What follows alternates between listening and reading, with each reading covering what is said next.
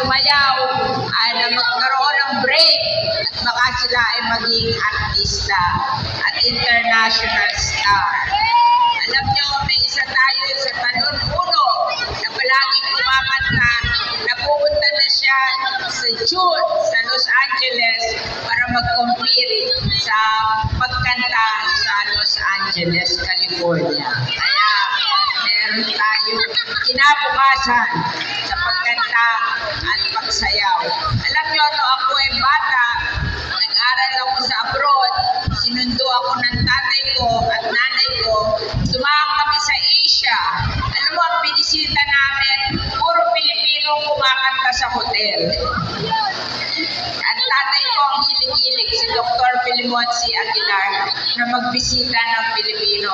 At dinaanan namin lahat yung mga Pilipino, lalo na yung mga taga Las Piñas, na